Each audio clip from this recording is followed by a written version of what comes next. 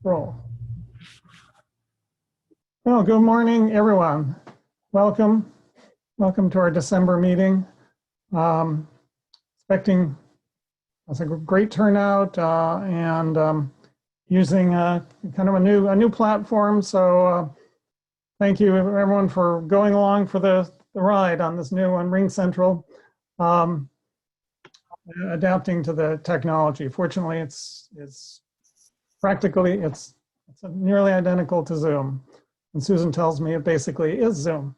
So, I'm Jack Glassman. I chair the committee since around 2012, and I am also a historical architect and project manager for the National Park Service, our regional office. I'm based in Boston.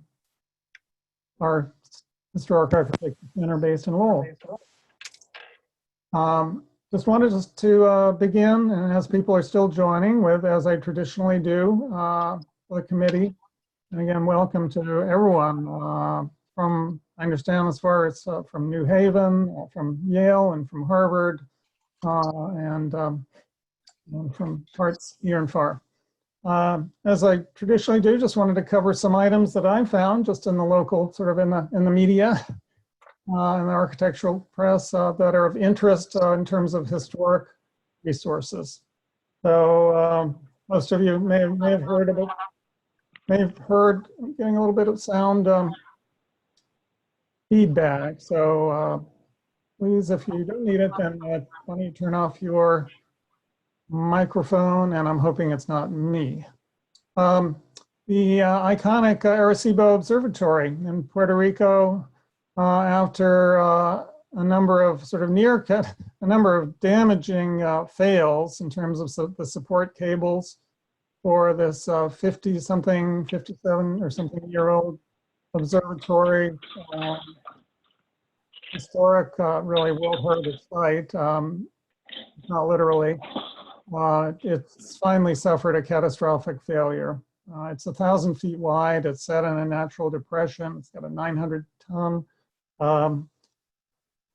The mechanism, the instrument platform. Anyway, it's after all the years of just neglect, unfortunately, it's collapsed and it will be demolished.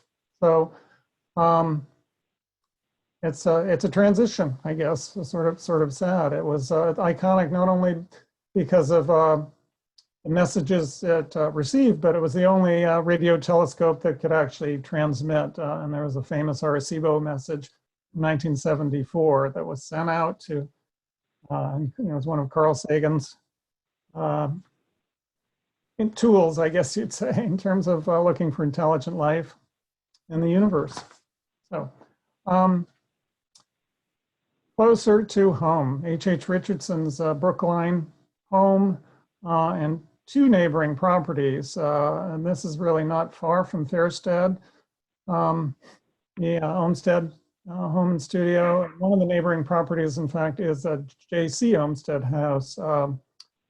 This has been sort of back and forth for many years. There was a preservation restriction, preservation easement sign, but it was not very, didn't have a lot of teeth. And when the property changed hands, that was voided apparently. So it's now newly threatened with demolition by a local developer who's expressed maybe some willingness to see moving the house, but that, of course, that changes its whole integrity.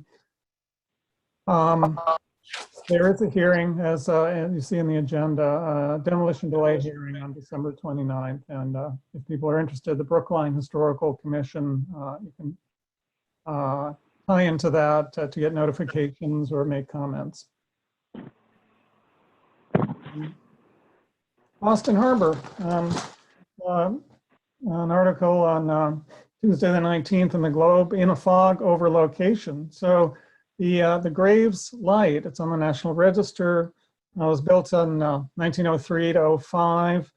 About 7 years ago, was surplused and sold to a private owner. Mr. Waller and Dave Waller, and he's been working on doing restoration and rehabilitation of the lighthouse, the oil house that's now a guest house, and the bridge between, and so on, and just doing, I guess, an amazing job. But recently, and when it was transferred from the Coast Guard, the title examination commissioned by the Coast Guard stated that the property is not located within the corporate limits of any municipality. But recently, the town of Hull determined that it is part of Hull, and so they sent him a tax bill.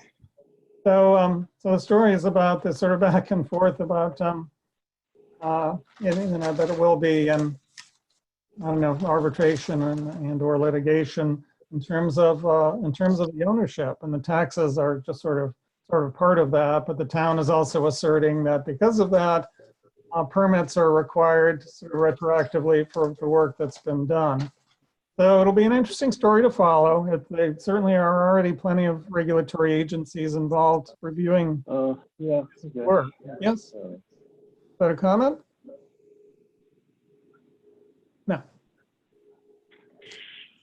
If people do have any information for any of these stories, I don't mind if anyone wants to pipe in. It doesn't just have to be me talking. So that's okay. Next up, Rudolph's reign endures. He'll go down in history. I had to do that. A little bit of holiday cheer. Good news story about the Charles F. Hurley building.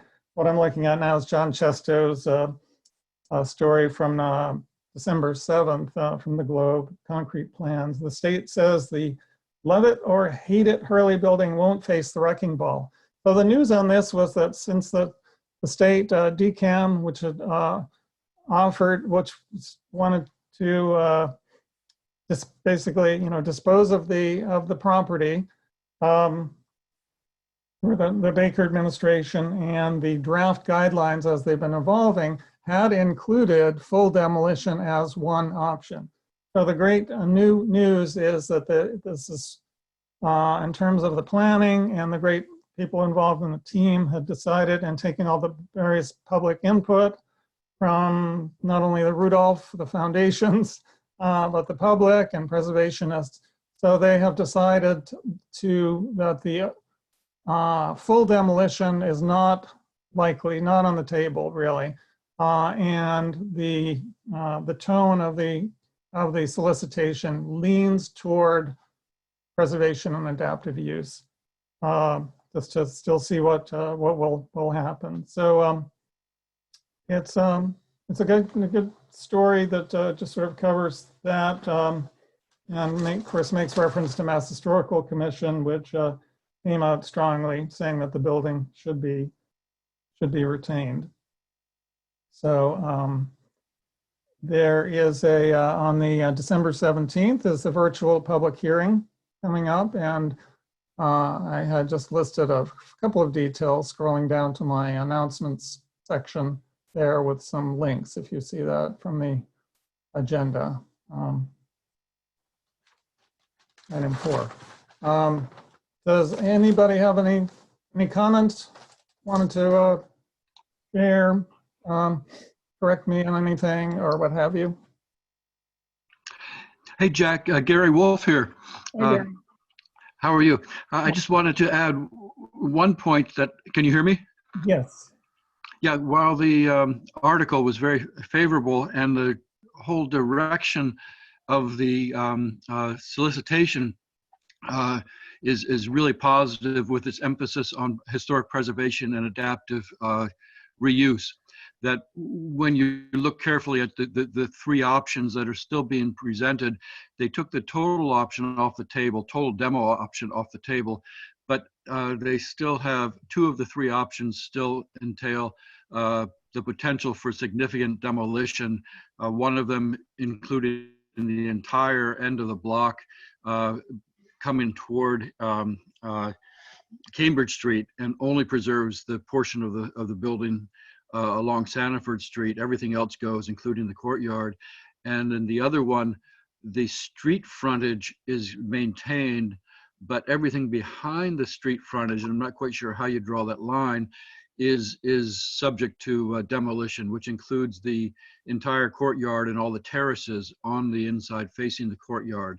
So despite all of the favorable concepts and discussion and terminology that shows up in this draft report, there's still a sizable threat there to the building, and there's still no mention whatsoever that the building actually was declared to be eligible for the National Register of Historic Places by MHC staff. So those are sort of two peculiarities which both mean that we probably shouldn't be quite as optimistic as the newspaper article suggested. All right, thanks. Yeah, point well taken. Any other thoughts? Okay, well, we'll all be watching how this how it progresses with a kind of heroic era optimism, I hope. So next, there's a renewed proposal for in downtown Crossing, Washington and Bromfield Streets. New York developer has come up with a new scheme for mostly office with 3 floors of retail corner, and there was a rendering on this. There it is. New tower that ostensibly is responding to some of the public commentary, which was very negative for their first condo tower, which was, I guess, nearly twice as high originally. So this is proposed 325 feet. Filling the block that really goes up to and just behind the building facing Province Street. It looks like it's it's making reference to cornice lines and proportionality. And so you can see it's Adrian Smith and Gordon Gill Architecture, the designers. So there'll be, I guess, public meetings and neighborhood review on that coming up, but it certainly is in terms of scale, still a transformation of that corner, which includes a few buildings that vary in terms of no landmarks, but sort of vary from contributing to not at all contributing the buildings on that block. Something to follow. There was an interesting story again in the Globe, Alex Beam. I'm not quite sure exactly what the bottom line he was getting at, but the title is "Trump May Be Right About One Thing, Architecture." So it makes reference, it begins with that executive order that emerged from the White House earlier in the year. It was called Making Federal Buildings Beautiful Again. And the document chided the GSA for failing to integrate, quote, our national values into federal buildings, which too often have been, quote, influenced by brutalism and deconstructivism. So he goes on to say, well, since then, the hoo-ha has died away, or did it? And then last week, recent GSA solicitation for a federal courthouse in Fort Lauderdale stipulated that classical architecture style shall be the preferred and default style absent special extenuating factors necessitating another style.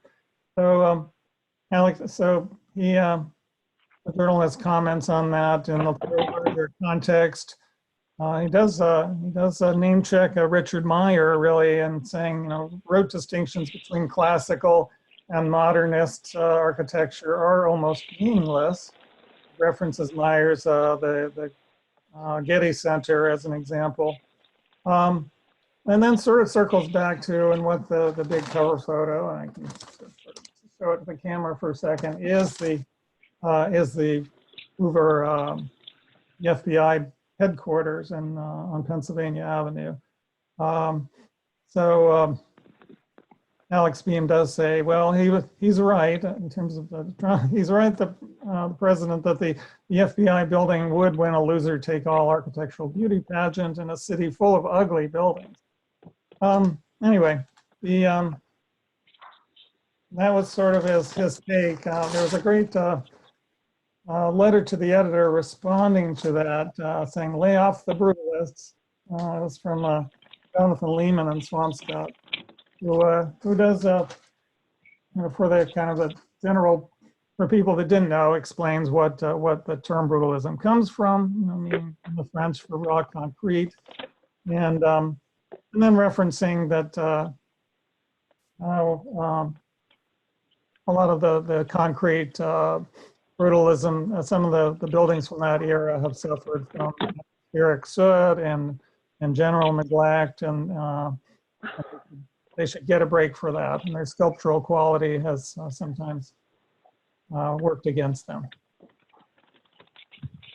Does anyone want to weigh in on that before we move on?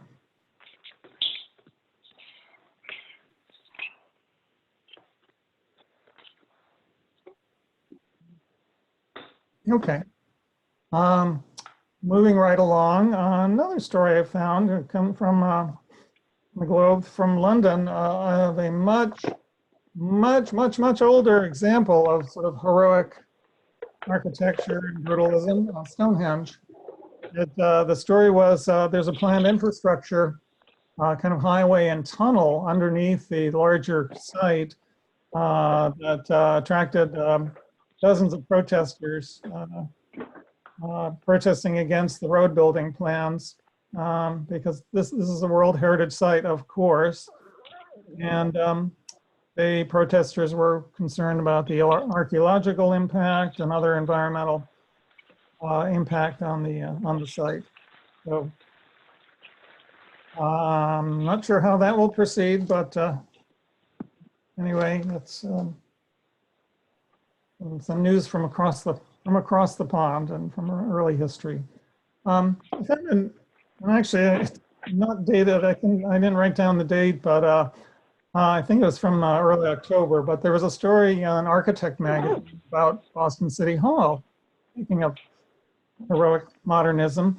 And it was a story about architectural lighting, kind of featuring a site studio.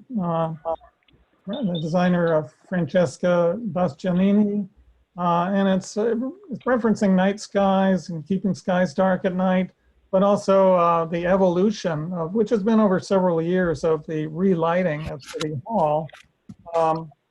And whereas many municipal buildings, they just upgrade, retrofit fixtures for efficiency or bright lighting.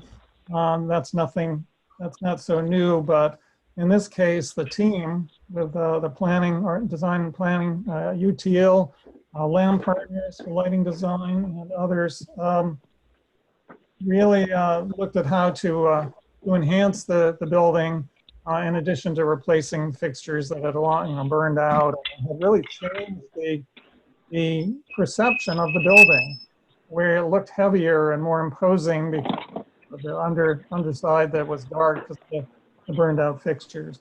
And in the process, the fixtures that they used do have this, there are RGBW LEDs, so they have all this color changing capacity. So the city, as many of us have seen, going by, they really bought into they're really celebrating that and using that, changing the colors. And and part of that, as the article says, the new lighting scheme fulfills the goal of exposing the activities inside City Hall, inside its exterior massing, making an eye-catching statement. So I just thought I'd sort of shout out to the team for this really interesting relighting that enhances the building.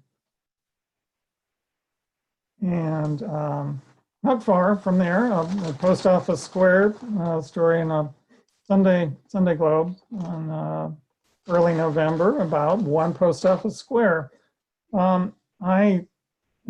First I thought, oh, it's okay. It's it's a 1980s building that's not super distinguished, and they're recladding it taking advantage of how office workers are not around during COVID pandemic, and they're recladding the entire tower in glass, and although emphasizing energy efficiency, so glass enclosure and adding some real estate. But the Anthony Flint's article kind of reflects on the larger picture, and that's why I thought it was of interest to us in terms of historic resources. As he writes, the project also illustrates how 21st century city building is mostly about redevelopment, a constant process of reusing and retrofitting existing structures, blending old and new. Arguably, that evolution of the city, revealing multiple layers of architectural styles and building functions, is being sped up by COVID-19. And it describes some of the features of the building, but I love that, just kind of tying it in. I think it also will tie into our theme with our guest speaker talking about Ed Logue. Where I leave that, there's some, this is a Doug Gensler project, by the way, with partnering with Jones Lang LaSalle and Anchorline Partners, just to give them some credit.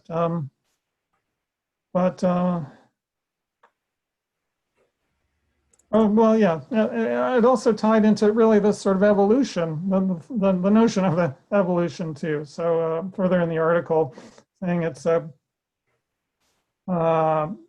renovation set for partial completion by the end of next year fits within a historic context. On the lower floors, it will be joined to the landmarked Renaissance Revival building that's housing the Langham Hotel, which itself was, that was the Meridian, and before that was the Federal Reserve Bank, and it fronts the Post Office Square Park, which was the New England, was what was it, the Mutual Life building, and then the changing styles, really, in the post office, the Art Deco, the brutalism, the classical revival, as I mentioned. So it's this notion of progress and change and coexistence, I guess, of different buildings, different styles, and of course the Great Fire of 1872 got that started. So another article, so that's Anthony Flint's article I recommend. So that's sort of it. I guess I'd also, kind of invisible ink in the agenda was just saw there was a story about the custom house. The clock hands are being replaced. I don't know if that's done yet, but if anyone's been downtown and looked up, they're replacing them with carbon fiber composite. So, an old friend of mine, Bob Amatruda, and colleague from the BRA from when we were there in the around 1990, the late 80s and early 90s, gave me a copy of Elizabeth Cohen's book, Saving America's Cities, and I enjoyed reading it. It really resonated with me for a couple of main reasons. Number one, when we were there, Bob and I, when we were there, this was in under Stephen Coyle, the director, who clearly was influenced, described by many as brilliant and mercurial as a leader. He was could be a team player with the mayor, but only when when it was necessary. And clearly influenced by Ed Logue. And when I was there, I mean, it was a full two political generations after the Logue era, but there were still some of the players there that I think evoked from that era. I'm thinking in particular of Arthur Riley, who, for all I knew at the time, he was sort of the official BRA raconteur. some great stories about the old days. The other reason it resonated with me was because before that, when I was at Cornell, a number of my professors and visiting critics designed housing for the New York State, the UDC, the Urban Development Corporation. So modernist housing. So turned out, I feel like there are these sort of interesting connections. So I'm stop my screen share here.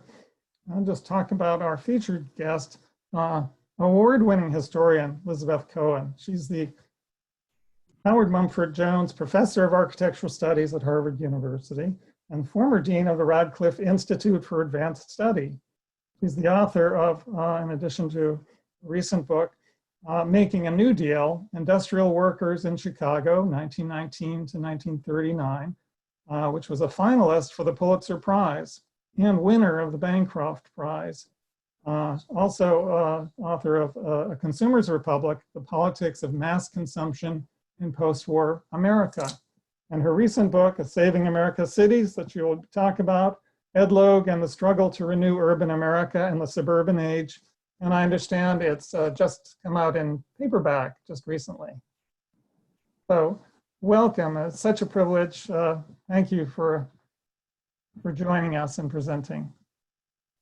Thank you, Jack. I'm going to share my screen now. So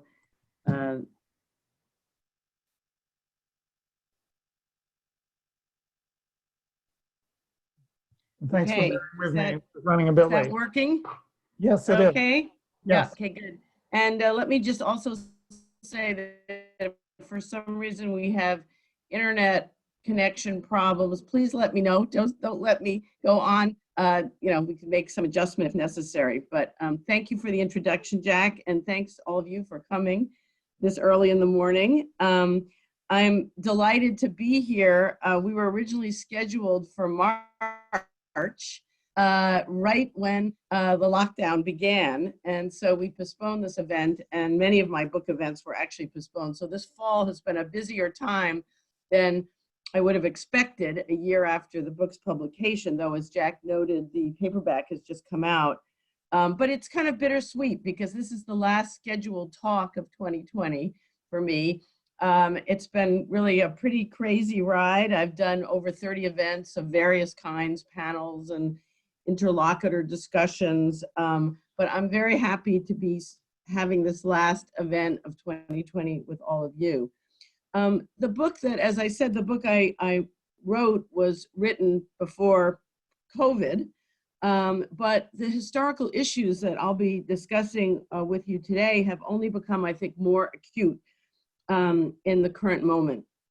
And that includes the fate of our cities as they struggle to make it with inadequate help from the federal government, the persistence and costs of racial inequality, the failing urban infrastructure, and the crisis of affordable housing for many Americans. So let me start by giving you some background about why I wrote this book. I'm not a biographer, I'm not an architect, I'm not a planner. I'm a social, political, and urban historian of the United States in the 20th century. So this is a very different kind of book than I've written before. My previous work has probed the experiences of large groups of ordinary Americans, first and second generation immigrants, factory workers, African Americans who recently migrated from the American South to northern and western cities, middle class homeowners and consumers, and so forth.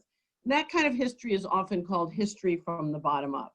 So you might very well wonder why I've written a biographically oriented book about a powerful white male city builder like Ed Logue. Well, let me tell you, I decided I wanted to write a book about post-World War II cities that grappled with the changing physical built environment as well as how that change came about. As I put it in the book's introduction, I wanted to understand who's in charge, who should have a say, who benefits, and who pays the bill. And I determined that if I focused on the life of someone who was personally engaged with the struggle to revitalize post-war American cities in a period when mass suburbia was booming, that it would be a promising way to frame the book, and I hoped to engage a general public, a general readership in an important story. In my previous book, A Consumer's Republic, Politics of Mass Consumption in Post-War America, I'd written about the rise of mass suburbia as an increasingly important place of residence, of work, and of commerce after World War II. And there I explored what I called the landscape of mass consumption, the carving out of new suburban housing developments out of farms and forests, the rise of shopping centers at new highway intersections, and so forth. And in that book, I implied that cities were being displaced by suburbia, but that was not my primary subject of investigation. So when I set out to write what became Saving America's Cities, I wanted to understand better what the decentralization of American metropolitan areas had meant for cities, particularly for the older, established ones that had thrived with industrialization and immigration in the late 19th and early 20th centuries, but were now, after World War II, in decline. I also felt from the start that we had a limited, fairly simplistic understanding of how post-war American cities had developed, based on essentially dismissing all efforts at urban redevelopment as disastrous urban renewal. We tended to reduce everything to one long Manichaean struggle between a villainous, bulldozing Robert Moses and a more saint-like Jane Jacobs, with her message of anti-planning, hands-off, let neighborhoods and cities develop organically on their own, which often let market forces prevail. Surely, I thought, the story must be more complicated than a clash of these two extreme positions.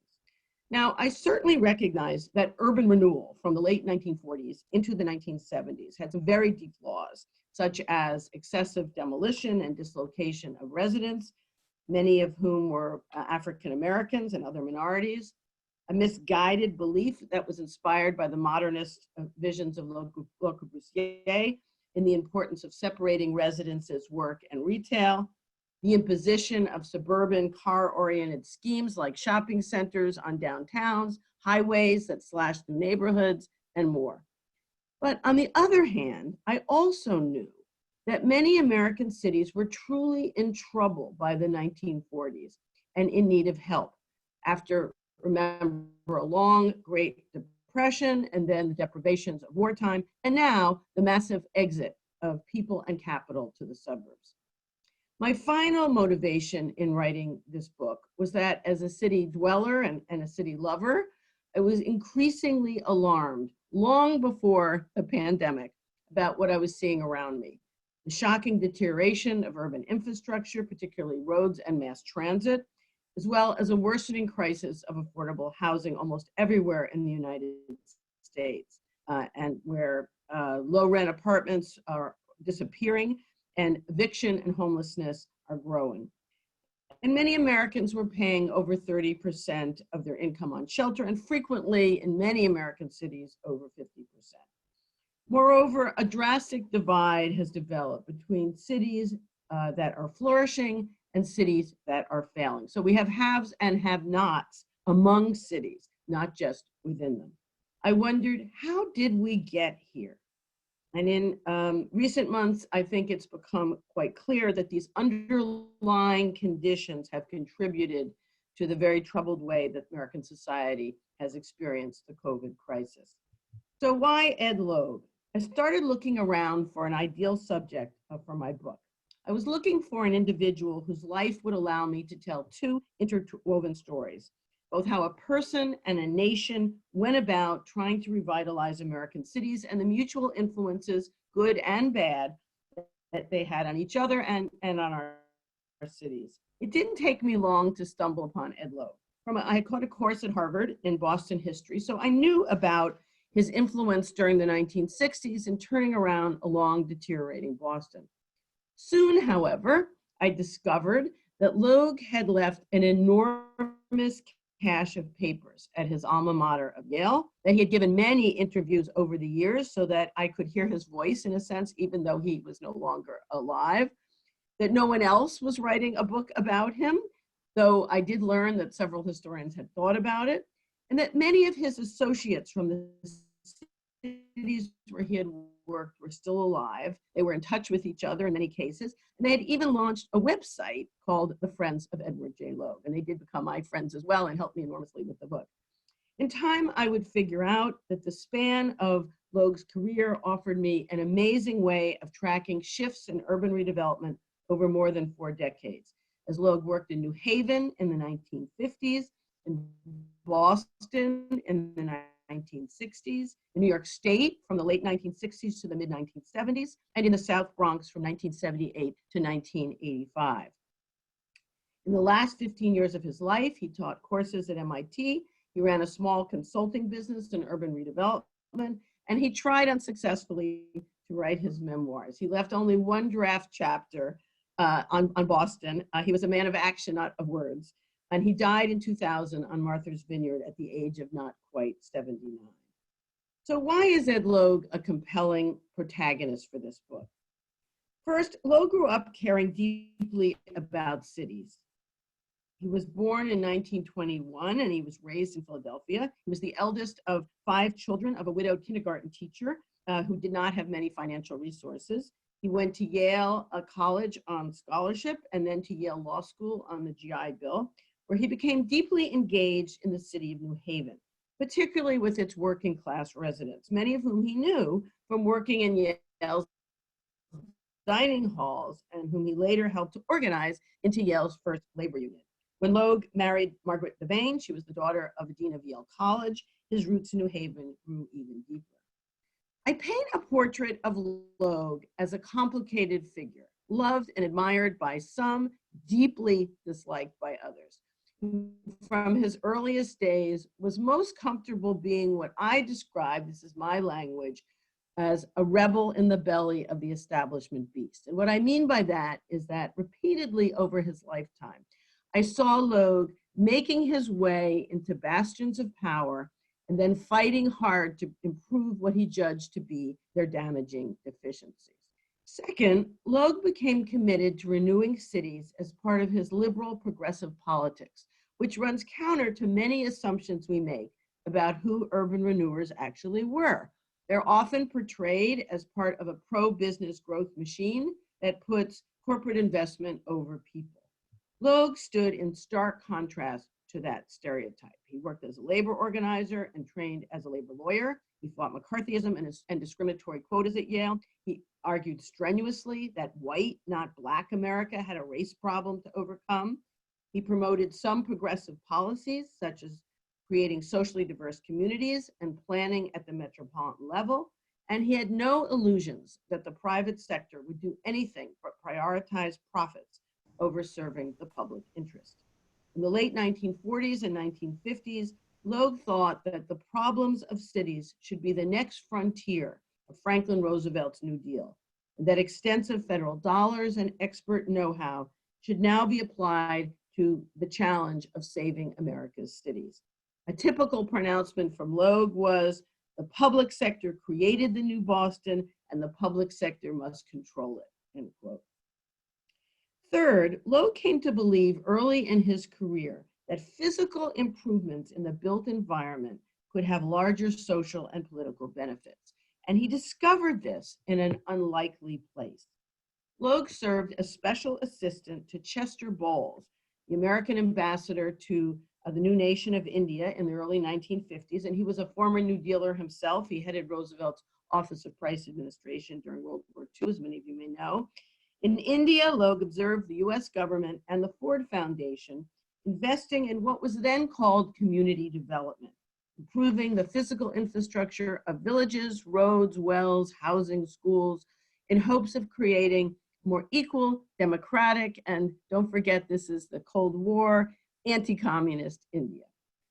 Logue subsequently brought lessons from what was then called the Third World back with him to his work in First World American cities. And take note, this is not the direction of influence we usually expect. Logue's time in the developing world was only the first example of how he learned from and participated in a transnational circulation of ideas about architecture and urban planning that was common after World War II.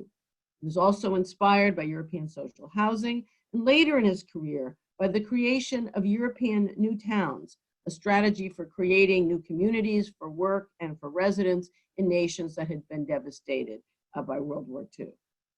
Fourth, upon returning from India in the fall of 1953, Logue began a career in urban redevelopment that would unfold in 4 acts over 4 decades. And as I follow Logue's personal story in the book, we see an urban renewal process that was not at all static, but rather one that continued to change over time, to experiment with different approaches in response to its own admitted failures, as well as to shifts in national policy and politics, and to implement some surprisingly progressive ideas. So in this telling, urban renewal is not the one huge disaster of popular lore, but rather a much more complex evolutionary response to American cities in crisis. Now, I won't take you through all the details of a half-century of history. You can read the book for that. But here are some highlights of Logue's 4 acts in renewing cities. Act 1, New Haven. From 1954 to 1961, Logue teamed up with a newly elected Reform Democratic mayor, Richard C. Lee, to try to turn around the city of New Haven, which was in big trouble. Failing industries were closing, while many successful companies were abandoning their original home in New Haven, leading to the disappearance of good working class jobs. This was happening just as African Americans were arriving from the South with hopes of making a better living in the industrial North. And at the same time, middle-class white residents were moving to the suburbs in search of newer housing, better schools, and other aspects of modern living, in some cases quite explicitly fleeing a city that was becoming more non-white. And finally, the new I-95 highway threatened to bypass downtown New Haven. And this was a potential death knell to the city's role as the retail center of the region. It was already facing competition from new shopping centers that were popping up in the suburbs. So the important point here is that cities like New Haven were truly struggling.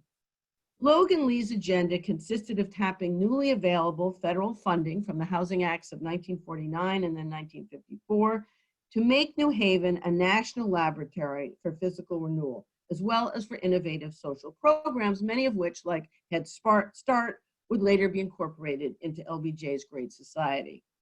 In the end, New Haven got more dollars per capita from the federal government than any other city, and it was widely viewed as ground zero for urban renewal. Lee and Logue had some notable successes, but overall, this first phase of federal urban renewal turned out to be deeply problematic in New Haven and in most other American cities for many reasons that I explore in the book.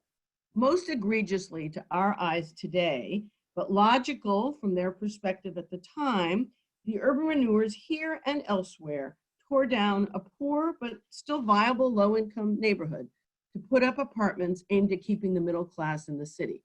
And they constructed a highway to connect downtown to I-95 to ensure the city's commercial survival, and you can see that in the image.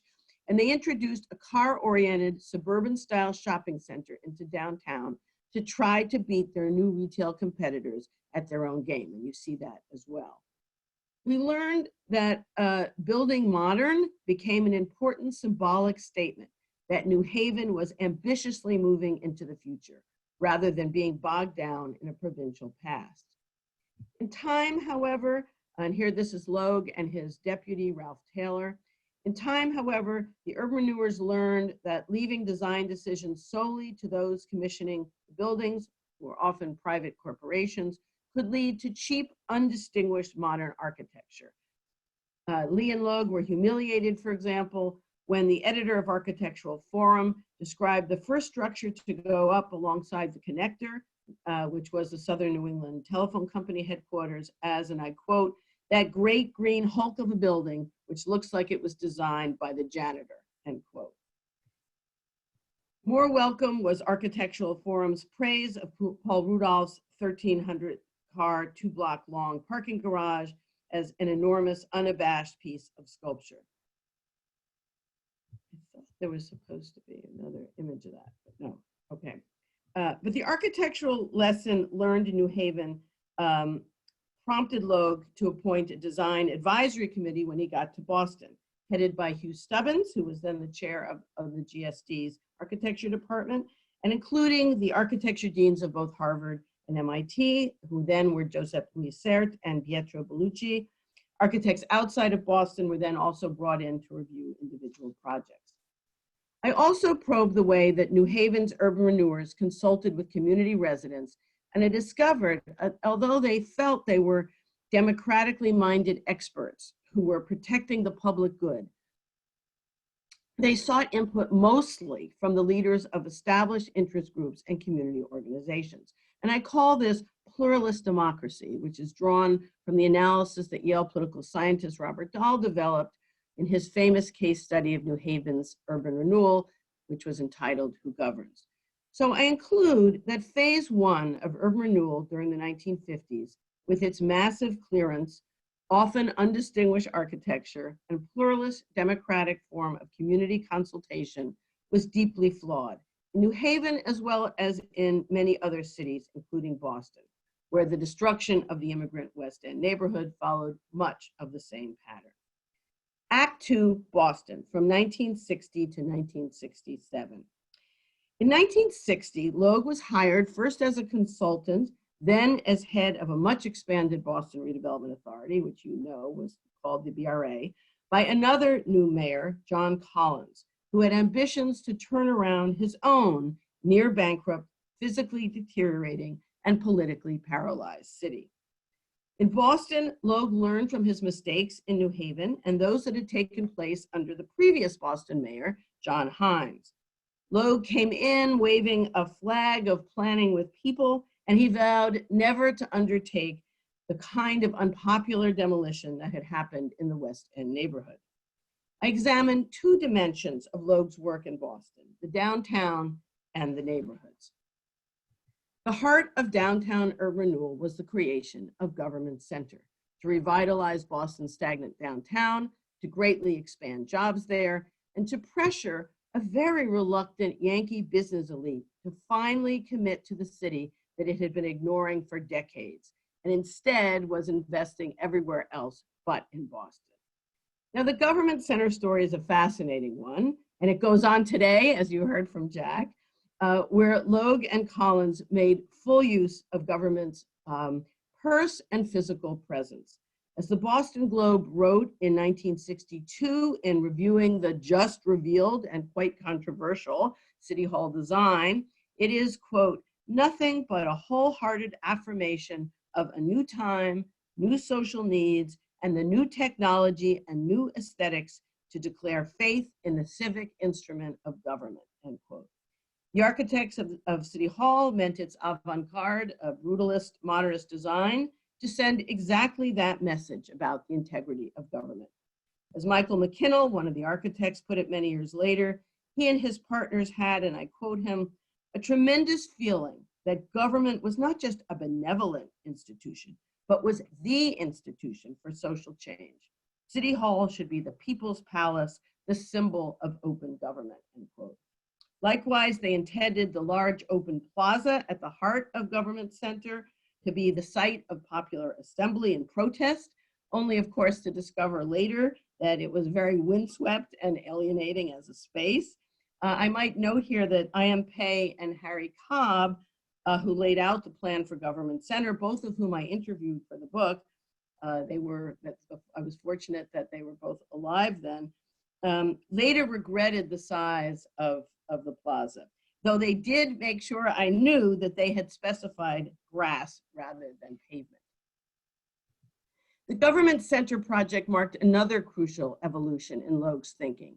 Here, eventually, he came to recognize the importance of preserving some of Boston's historic structures, like the Sears Crescent and what was at the time quite deteriorated Quincy Market, to create a mix of historic and modern buildings that still characterizes Boston today. And I call that in the book a negotiated cityscape. He also learned that he needed to broaden the base of support for his program, and hence he sought a range of influential allies, including the Catholic Church, and note you see Cardinal Richard Cushing there with John Collins and with Logue, Newspapers like the Boston Globe, retail store leaders like the presidents of Jordan Marsh and Filene's, local architects, and the integrationist-oriented Black middle class of Roxbury, who could own houses in very few Boston neighborhoods, and hence welcome Logue's attention to renewing their Washington Park neighborhood with open arms. And this comes as a surprise to many of us today. Logue's efforts to revitalize Boston's other neighborhoods proved more contentious than either downtown or Washington Park. But in the end, Logue learned that he had to negotiate with key neighborhood groups to achieve his renewal goals. And I look at 5 Boston neighborhoods: Washington Park, as I mentioned, and Madison Park in Roxbury, Charlestown, the South End, and the North Harvard area of Allston. What I discovered is that every neighborhood had its own story.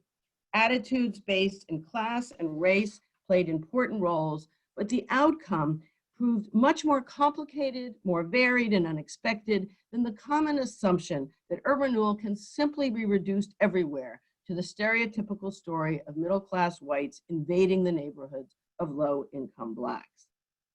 Moreover, I argue that over the course of these years, through the urban renewal experience, neighborhood residents themselves developed important skills of negotiating with city officials through what a participant, observer, MIT grad student, and later professor, Langley Keyes, at the time called the rehabilitation planning game. Ultimately, Boston citizens would apply these skills to gaining more affordable housing than had originally been planned and defeating 2 major highway projects in the 1970s. Communities' experience of fighting urban renewal in the 1960s, I suggest, contributed to a new expectation for what a democratic process in city redevelopment must entail. As in other social movements of the era, grassroots participation became a requirement in cities. What I call participatory democracy marked a big shift from the pluralist democratic expectations of community consultation in the 1950s. And this is one of my favorite images. It's of the North Harvard area of Allston, protests against the BRA's plan. And later in his life, when Logue sat down to write this memoir, he made a list of what he thought were his greatest mistakes. And number 1 on that list was failing to negotiate with this community.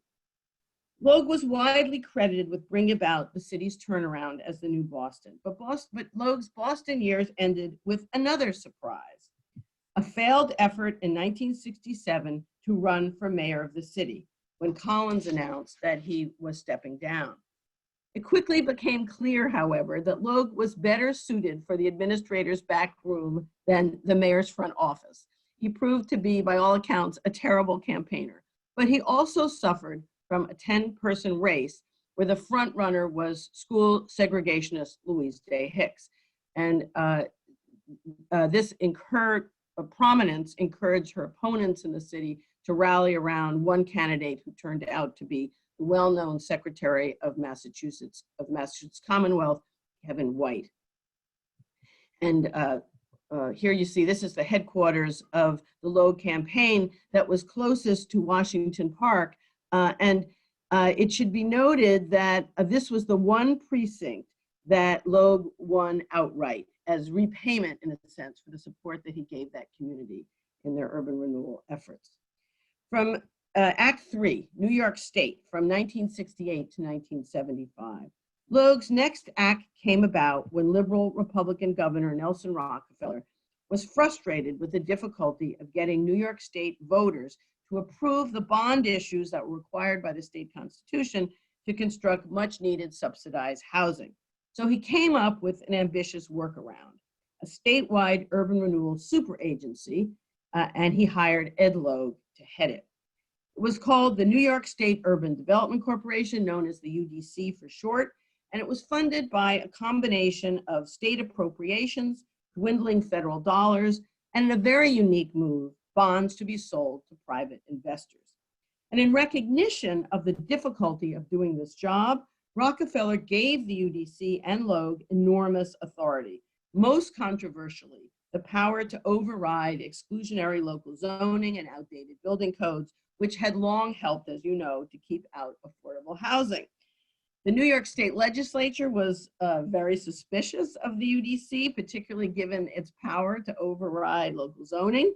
So it was no simple matter to get the state legislature's approval, and it only came about when Rockefeller cleverly argued after Martin Luther King's assassination that New York needed, and I quote, "a true memorial made not of stone, but of action," end quote. And it should also be said that Rockefeller was very skilled at twisting arms.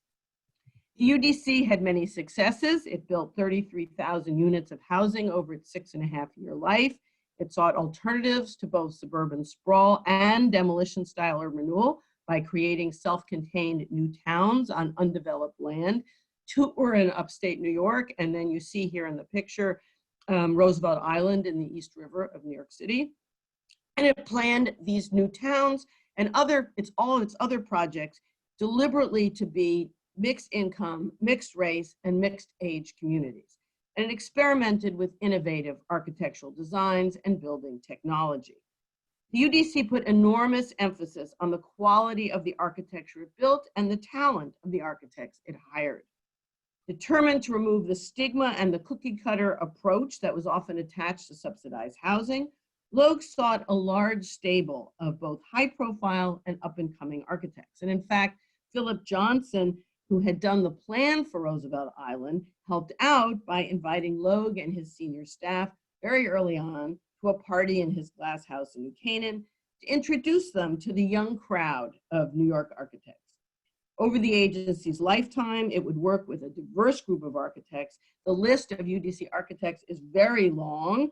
Here are just a few names of individuals and firms: Peter Eisenman, John Johansson, Louis Kahn, Coleman McKinnell, Richard Meyer, James Stewart Polchek, Paul Rudolph, Werner Seligman. That's the Cornell professor, perhaps, Jack, that you had. I don't know. Sir Jackson, Ben Thompson, and the list goes on. Once the talent was signed on, the UDC rode them hard with demands ranging from design quality to budget to livability. Logue cynically believed, and I quote him, "If you leave architects alone, they will want to make a statement," end quote. Relations between designer and client were hence not always easy, and the UDC particularly pushed livability, requiring that UDC staff and the architects participate in what were called live-ins for 1 or 2 weeks in projects that were nearing completion. Ed and Margaret Logue themselves did 3 of those live-ins. The recommendations that arose out of these lived experiences were then expected to inform future projects. The UDC emphasized building prototypes that could be replicated elsewhere in the nation. One of its most important projects was the search for an alternative to high-rise public housing, which had proved itself to be quite problematic, by building low-rise, high-density to accommodate the same number of units per acre. Marcus Garvey Park Village in Brownsville, Brooklyn resulted and still stands today. Thought I had an image of that. But what you see up above in that top picture there is the model for Marcus Garvey, and Ted Liebman and Tony Pangara, Tony being a Bostonian there, are at the table, and Peter Eisenman is in the shadow. Frampton was not in this photograph, but the UDC had hired the nonprofit Institute for Architecture and Urban Studies, the IAUS, to do the design work. The UDC also emphasized innovative use of technology to reduce the cost and increase the efficiency of construction. Its Housing Technology Office experimented with applying industrial methods to UDC housing, producing precast concrete components, developing high bond mortar for pre-assembly, pre-making plumbing walls, using NASA electric wiring panels, and much more. Sometimes these efforts went awry, such as when the UDC was convinced by Con Edison to install electrical heating with bulk metering on Roosevelt Island as a big savings per unit, only to find itself footing a huge bill when the energy crisis hit in 1973-74. Other uses of technology were more successful. On Roosevelt Island, free electric minibuses transported residents around the island, and a vacuum sanitation system whisked trash under the streets to a central refuse disposal site for compacting.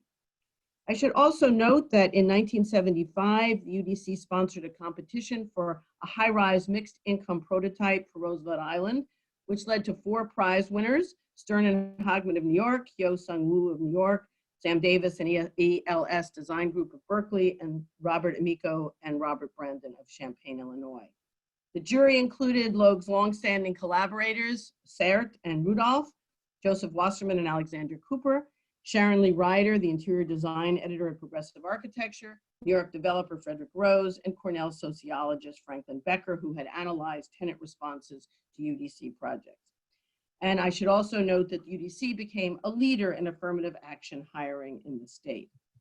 But the UDC's successes did not last. All came tumbling down when Logue tried to build modest amounts of affordable housing in 9 well-off Westchester suburban communities, what he called a fair share housing program. And what you're looking at here is a public meeting in Bedford, in Westchester. You can see that the plan was not very enthusiastically received.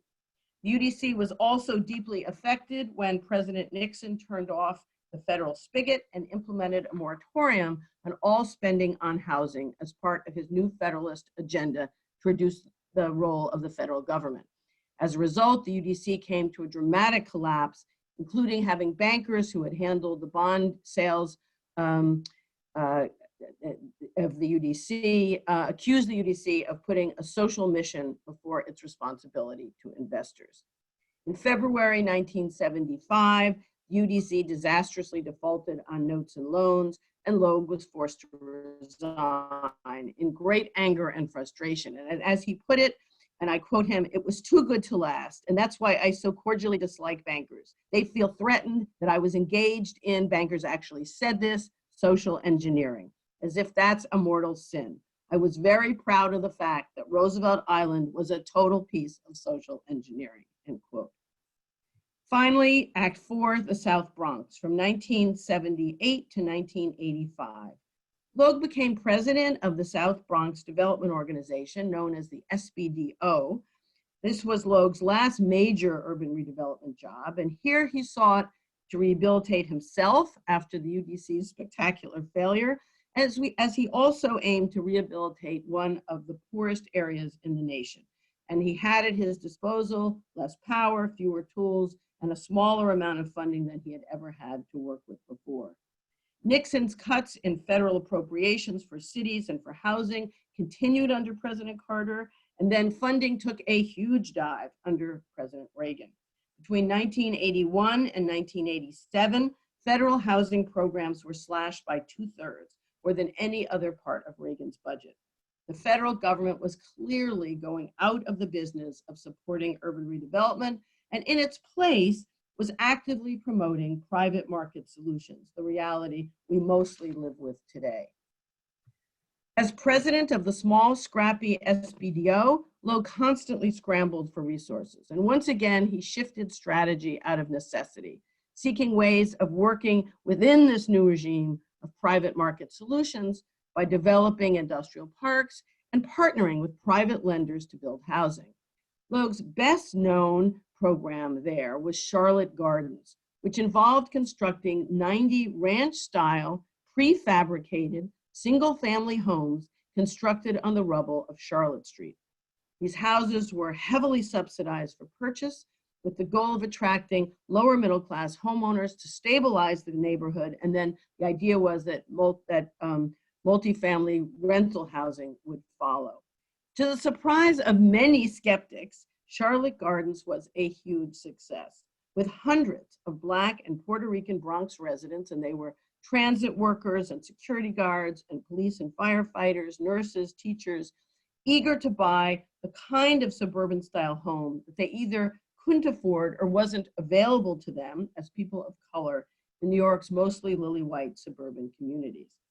In Charlotte Gardens, Logue regretfully abandoned his previous prioritizing of innovative architectural design, which had depended on public subsidy, in favor of obviously a much more conventional style that would appeal to the more traditional tastes of local buyers and private funders.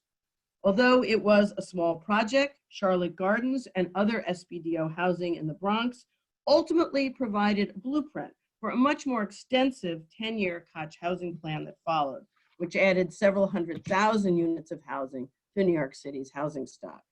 most notably after paying lip service to his mantra of planning with people for much of his career. Here in the South Bronx, Logue actually did it, working closely with community planning boards and neighborhood CDCs like the Mid-Bronx Desperados, who became his partner in Charlotte Gardens. And in the lower right picture, you can barely see Genevieve Brooks, who was head of the Mid-Bronx Desperados and was very much Logue's partner in this project. He had finally come to recognize how crucial they and their constituents were in achieving success. In conclusion, let me suggest some takeaways from my book, many of which I think continue to challenge us today. First, I would argue that Logue's story reveals that urban renewal was not the one huge, unchanging disaster of popular lore with no lessons learned over time, but rather a much more complex evolutionary response to American cities that were truly in crisis, where renewers like Logue experimented with different approaches as a result of their own admitted failures as well as shifts in national policies. Even if we acknowledge that urban renewal was the proverbial mixed bag, I think we can still aspire to recapture that spirit of commitment and experimentation, including in architecture and design, that propelled people like Logue, rather than content ourselves with accepting the very limited palette of possibilities that has come to dominate since the 1980s. Maybe with a new administration in Washington, we'll have that opportunity. Second, Logue long struggled over balancing the public planner's expertise with the role that residents must play in decisions affecting their neighborhoods. Finding that balance, I think, still proves a challenge today. As community engagement has fortunately become a given, we nonetheless still worry about how to avoid NIMBYism and too narrow a focus on one small corner of a city without considering the needs of the city as a whole. Third, Logue had a lifelong commitment to creating socially diverse communities that would be mixed by income, by race, and by age. He felt this was the best insurance that low and moderate income Americans, who were often minorities, would get access to the decent schools and services that middle-class whites often demanded. But he struggled with how to do this, and still today, I think it's a challenge. In an environment of great dependence on private market solutions, it's not easy to keep existing residents in gentrifying neighborhoods. It's not easy to provide sufficient numbers of Section 8 vouchers for low-income people who want to move to better served communities. It's not easy to maintain the public housing that is still desired by thousands of Americans who wait on long lists. And it's not easy to scale up the affordable units that developers are required to include or to help fund in many cities like Boston when they get approval for market rate projects. Fourth, another hard nut for Logue to crack was how to involve whole metropolitan areas in solving the housing, the schooling, and other problems facing low-income city residents. After failed efforts in New Haven and in Boston, Logue hoped that with his statewide perch in New York at the UDC, that it would finally be possible. But instead, as I told you, it led to his and the UDC's downfall. And I think this difficulty still remains with us. Finally, Logue's greatest disappointment was a decline in the role and responsibility of government, particularly at the federal level, for financing the revitalizing of cities and the subsidizing of affordable housing. Over his career, Logue watched federal subsidies steadily shrink and responsibility shift to the private sector, a huge mistake in his opinion. And today, too often cities, I think, are forced to squeeze the private sector for resources, making deals with developers and corporations like Amazon that in the end cost them in future tax revenues, uncompensated burdens on public services, and races to the bottom with other cities where in the end, all the competitors lose out. I'll close on quoting the last lines of my book. A better understanding of this history will hopefully reawaken from a long slumber the will and wherewithal to revitalize cities that still struggle for economic survival, to invest in neighborhoods still lacking adequate services, and to improve the prospects for those Americans still poorly housed or in the worst cases, homeless. This would be the legacy of urban renewal that Ed Logue would want us to honor. and that he would consider the highest tribute we could pay to his lifetime of public service, imperfections and all. Thank you. Thank you. I'm clapping for everyone. Thanks for your presentation and for those takeaways. Yeah, certainly. And this day and age, it seems like we are seeing cities pitted against rural areas in many ways. So are you willing to take some questions? Which I guess if people can unmute themselves, I think, I hope. And yeah, people should be able to unmute themselves. thanks, Susan. Any questions or comments? Hi, Henry. I see you there. I don't know. I can't tell. I may know other people here. I don't. I'm gonna have to flip through. Yeah. I'm sure there'll be some questions. The professor I was thinking of, by the way, Cornell, was Jerry Wells, Jerry Allen. Oh, okay. Well, there were so many architects involved in the UDC. In fact, as I've talked about the book in these various settings, I'm constantly running into people who worked for the UDC or even in New Haven and Boston. It's been really quite an interesting ride. I've met a lot of great people, and I should say that for the book, I did interviews or had pretty substantive conversations with about 100 people. So, it was a combination of deep research in documents, because the papers that Logue walked off with in all of his jobs were very substantial, and then talking to people who had lived through the experiences. Mm. Jack, may I ask Liz a question? Yes, Henry. Liz, I think that I always say that I entered historic preservation as a reaction against urban renewal. But when I think back, that really illustrates our blaming urban renewal for almost any removal of a historic building. Grand Central Station, for example. Do you have any comment on that? Well, I think this is a really interesting issue, the relationship between a city. It isn't just one to be located back in the 1950s and 60s. It's one we continue to live with. How to balance both the revitalization and the creation of new architecture and the preservation of, our important historic fabric. And one of the points I wanted to make, and the Boston chapters gave me a chance to do that, is to break down this kind of stark dichotomy, because we assume that everyone in a position like Logue's, was tearing everything down, but actually that's not what happened. Over time, this is part of my argument that he did evolve.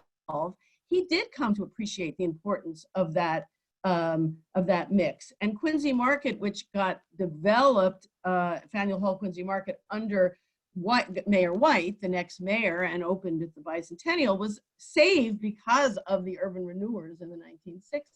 So we do have to recognize that people do gradually come to this. And Logue participated many years later in a kind of symposium at MoMA, where he discussed his kind of coming to understand the importance of historic preservation. So I think it's a more complicated process, and it still is not. I don't think any of us would want to live in a world where we preserved everything and changed nothing. So finding that balance is very difficult. It was interesting that when I interviewed Harry Cobb, we talked a fair amount about this.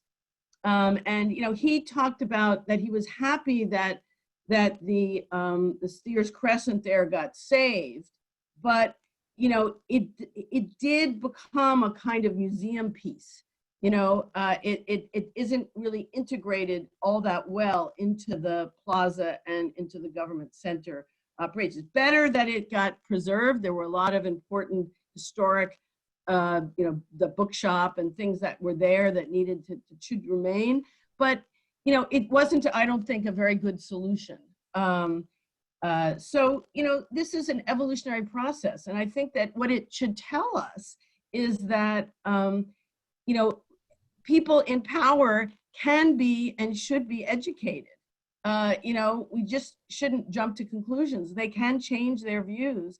And we too need to figure out when to push to save and when to accept that maybe we need to move forward and make some changes. One of the frustrations that you can tell I have from writing this book is the great dependence that cities now have on private investment.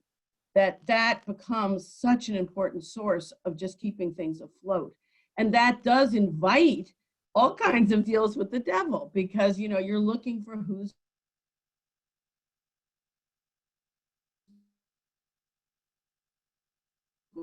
going to pay for things. Of course, this issue become quite intense around City Hall and Government Center itself, which, if you remember, our former Mayor Menino wanted to abandon, tear down, move City Hall to the Seaport area, which I really laughed at because that was very much the same thing that Collins and Logue were doing in the 60s. We'll put in a new City Hall, which will create a new center for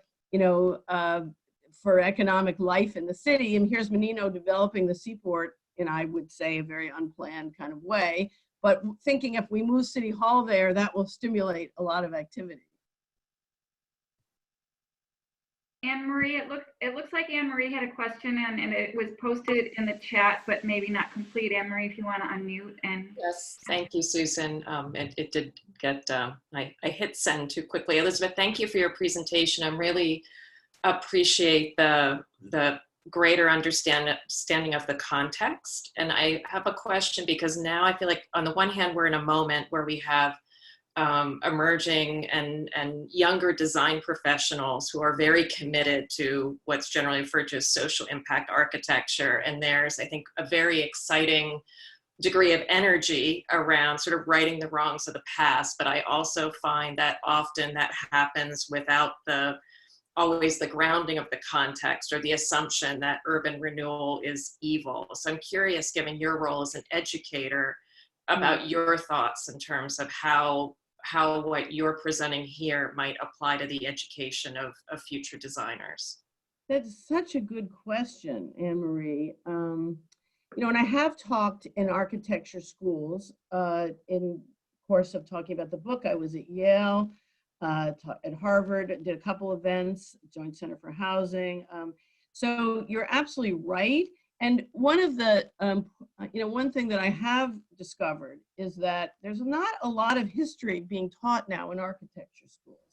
I'm afraid that, that theory has kind of replaced it in many ways. And when I just think about my 20-something years at Harvard, there were historians at the GSD, and now, fortunately, the new dean is an historian, so that may mean for some changes. But I do think that it would be helpful for young architects to have some sense of this history and to understand the complexity, and that there were things that, here's where, I'm certainly critical of Logue at many points in the book, but I do appreciate how committed he was socially to creating communities that were balance in income and race. They could be more explicit about race then than we could ever be today before, all the affirmative action sort of attacks. They were very explicit about percentages and whatever.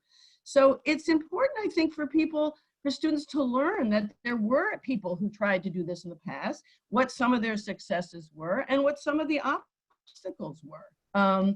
You need to know about a fair share housing defeat in Westchester when you go out to try to make some of those changes today in Newton and in Brookline and in, whatever. So, I would just hope, I think my hope would be that there will be more history being taught to architects, which would lead to a more sensitive sort of understanding of the complexity of moving forward while also being aware of what happened in the past.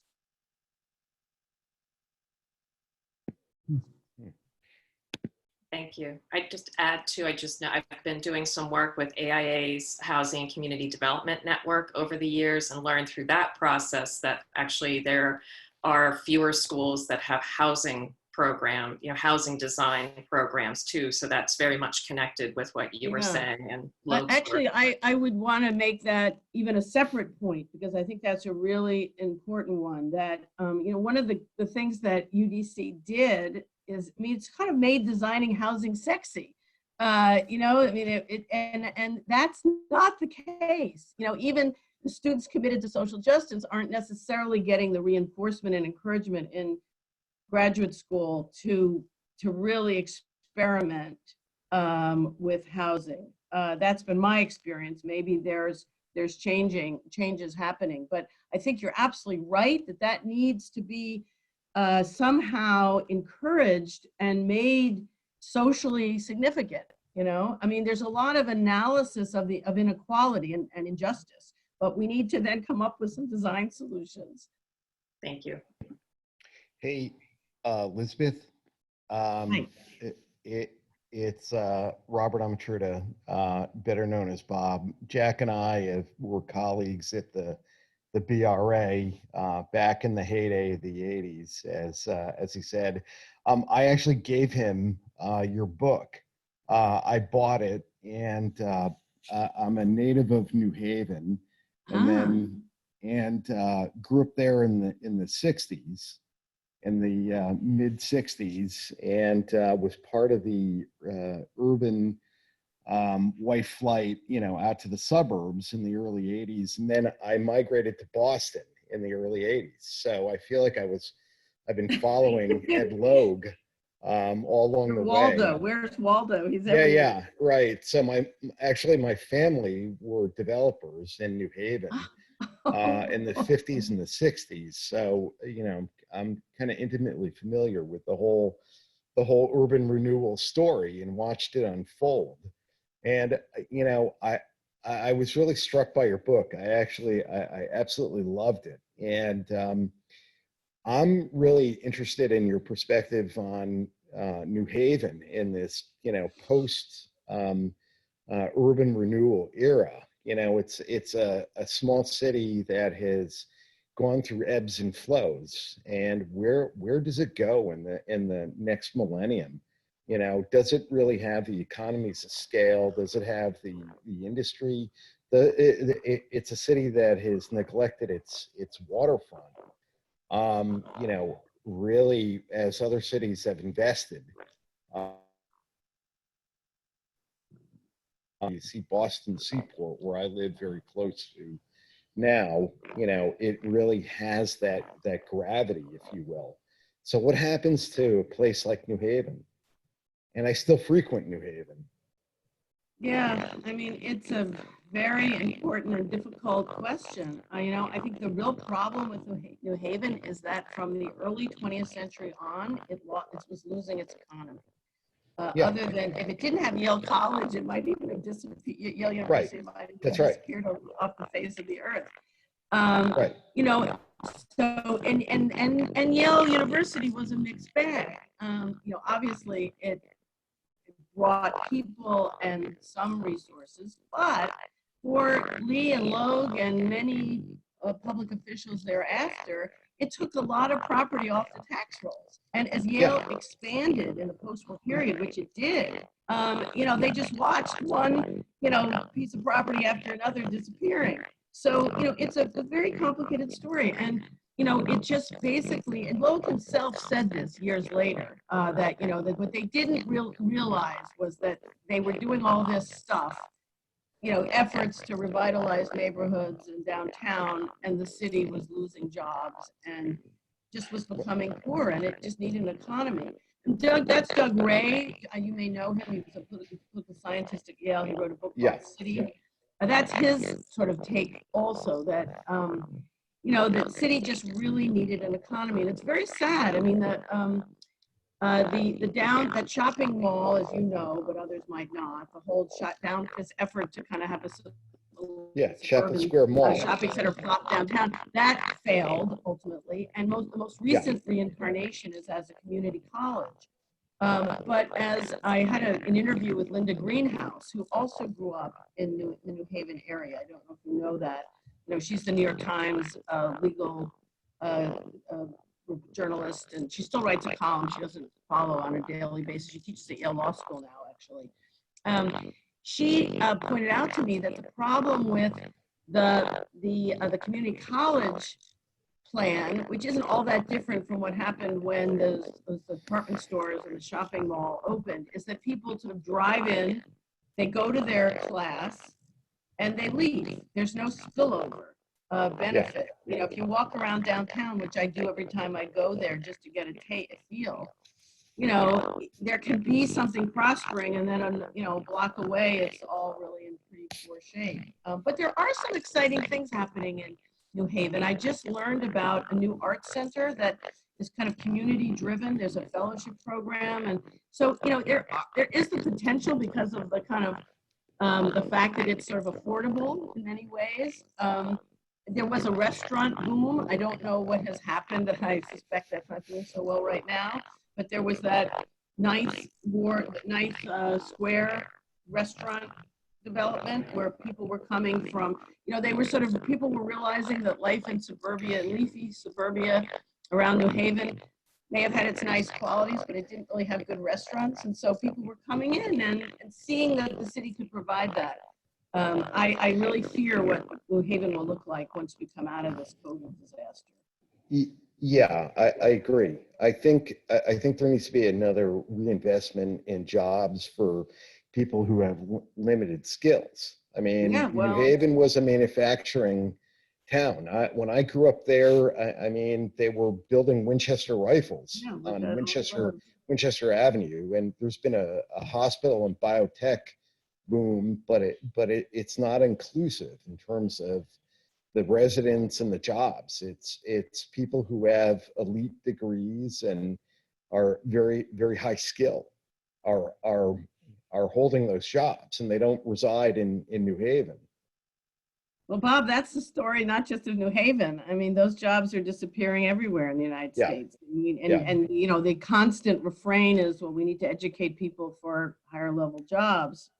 But that, the New Haven public schools still struggle, and people still, I don't know if you're aware of this, but there's Linda Greenhouse has been sending me articles about a big battle that's going on now around zoning changes in Woodbridge.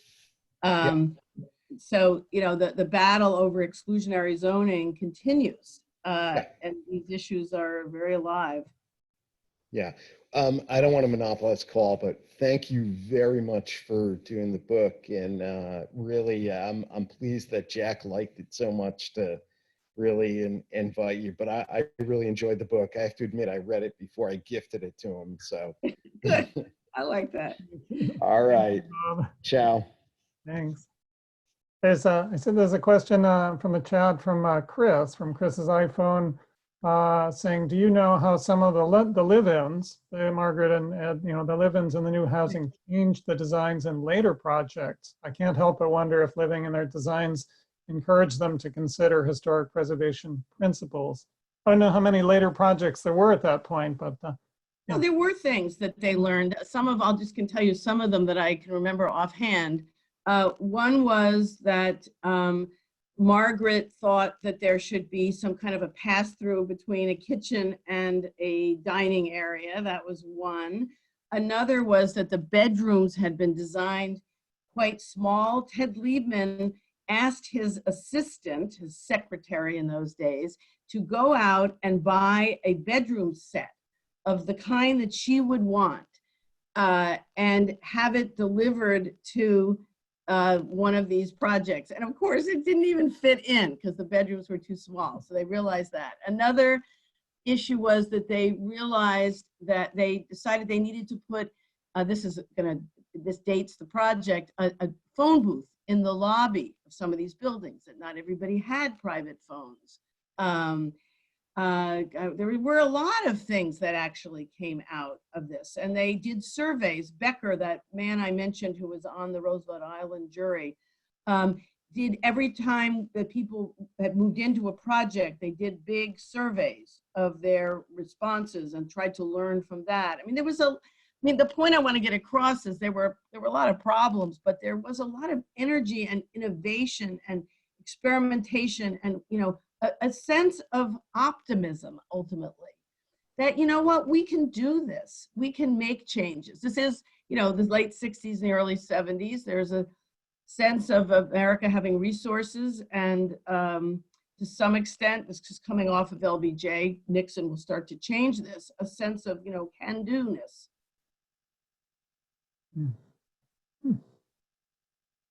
Well, are there one or two more questions?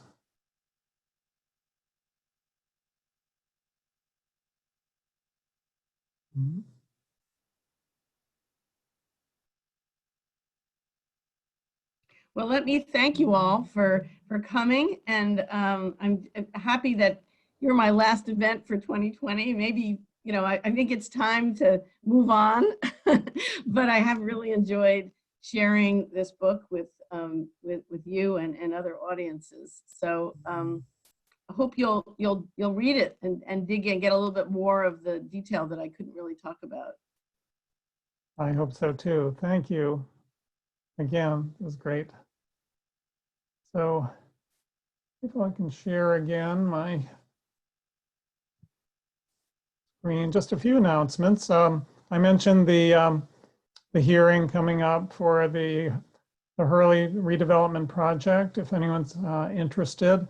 There's also, by the way, actually coming up on the 14th, the Massachusetts Historical Society has a program that's entitled "They Knew They Were Pilgrims, Plymouth Colony and the Contest for American Liberty." It's at 5:30 on Monday. Registration's required, but I understand it's free. And it really talks about the, you know, how Americans have been telling two very different stories about the so-called pilgrims. So it's a program about that. So otherwise, the agenda just had a few other tidbits and bibliographical information. So with that, I will say again, thanks to everyone,